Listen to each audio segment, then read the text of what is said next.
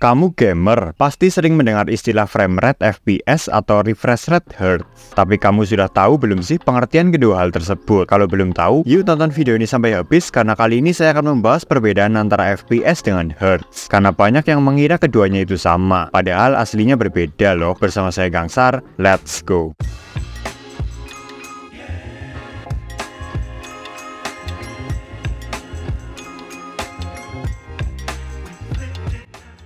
Pasti ada salah satu teman kamu yang pernah bertanya, main game Genshin Impact di HP kamu dapat berapa FPS? Atau layar HP kamu berapa Hertz? Emang apa sih sebenarnya FPS dan Hertz itu? Kenapa keduanya terlihat sangat penting bagi seorang gamer? Kalau kamu mengira FPS dan Hertz itu adalah tingkat kemulusan pada sebuah video game, karena semakin tinggi nilai FPS dan Hertz memberikan laju gerak video pada layar yang lebih halus, saya akan menjawab bisa benar, tapi bisa salah juga. Karena ternyata FPS dan Hertz pengertiannya lebih luas dari sekitar itu. Dan jika dijabarkan lebih jauh dan detail lagi, keduanya itu sangat berbeda. Nah, seberapa berbeda itu? Maka kali ini saya akan menjelaskan pengertian dan mekanisme dari masing-masing hal tersebut, dan seberapa berpengaruh keduanya ke penglihatan kita. Oke, yuk langsung saja kita masuk ke pembahasannya.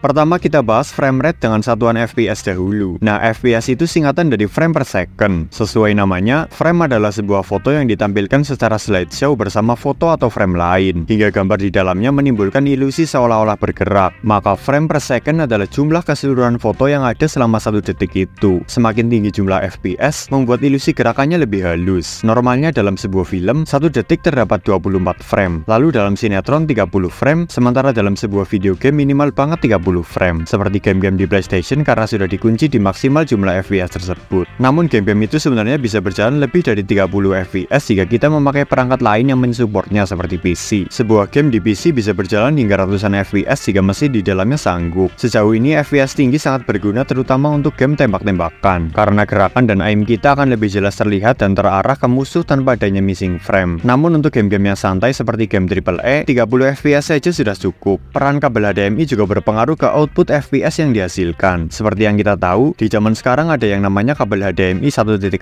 HDMI 2.0, dan 2.1. Kabel HDMI 1.4 hanya bisa mengirim gambar ke monitor atau TV hingga maksimal di 60 FPS di resolusi Full HD. Sementara kabel HDMI 2.0 maksimal di 60 FPS juga, namun resolusinya bisa 4K. Dan HDMI 2.1 bisa 120 FPS di 4K. Jadi jika kamu bermain PS5 menggunakan kabel HDMI 2.0, walaupun kamu bisa bermain di 4K, namun sayang sekali FPS-nya mentok di 60 saja. Maka pakailah HDMI 2.1 agar bisa memaksimalkan kemampuan PS5 di 4K 120 FPS.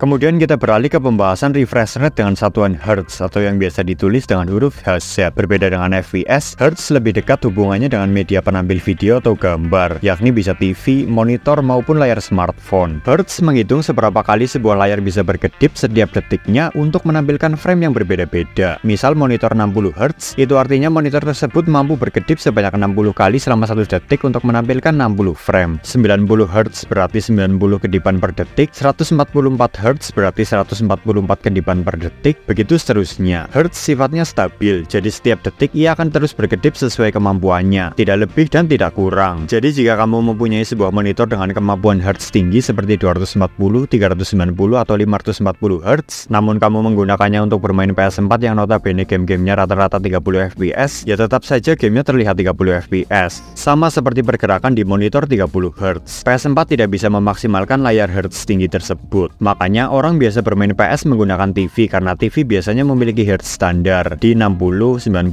atau 120 saja. Hertz monitor tinggi hanya bisa dirasakan di PC karena FPS di PC tidak terkunci seperti di PS. Kamu bisa menikmati pergerakan Hertz tinggi saat sedang mengoperasikan sistem operasi atau sedang bermain game di PC maupun laptop.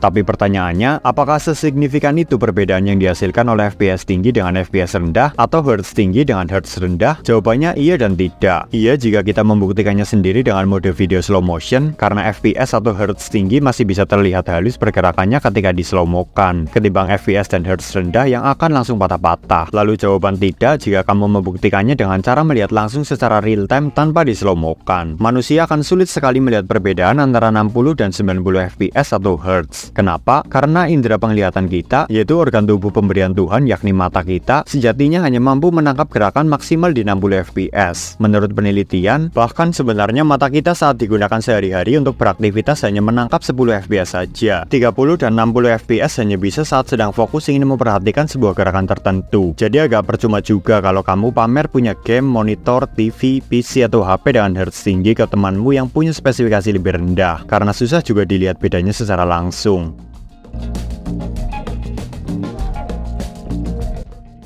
Ya, jadi seperti itulah teman-teman video saya kali ini mengenai perbedaan antara frame rate dengan satuan FPS dan refresh rate dengan satuan Hertz. Semoga setelah menonton video ini kamu jadi lebih paham ya, dan sudah tidak perlu lagi bersedih karena memiliki gadget dengan Hertz rendah yang berbeda dengan gadget temanmu dengan Hertz tingginya, karena semua hasilnya tidak sesignifikan itu. Kalau kamu punya tambahan informasi tentang Hertz dan FPS ini, atau ingin merevisi pembahasan saya, bisa tulis di kolom komentar di bawah sebagai bahan diskusi kita bersama. Terima kasih sudah menonton video ini sampai habis, semoga bermanfaat dan menghibur. Oh ya, tonton juga video saya lainnya, yaitu tentang tips agar tidak lama menunggu download game digital di PS4 memakai fitur Rest Mode, supaya kamu tidak perlu capek-capek menunggu download game yang bisa berjam-jam tersebut dan cuma bikin boros listrik. Like video ini jika kamu suka, komen apabila ada pertanyaan dan pendapat, share apabila kamu merasa video ini bermanfaat juga untuk teman-teman kamu yang lain, follow Instagram kami di @ria.gadget agar kamu bisa tahu aktivitas channel ini di belakang layar. Cek juga toko online kami di Shopee dengan nama Store Ria Gadget Merch, karena di sana saya akan menjual barang-barang bekas review dengan harga murah. Dan jangan lupa juga untuk hit the subscribe button di bawah agar kamu tidak ketinggalan dengan video-video saya selanjutnya tentang PlayStation dan konsol-konsol lainnya yang akan saya upload minimal 2 kali dalam seminggu. See you next time dan bye.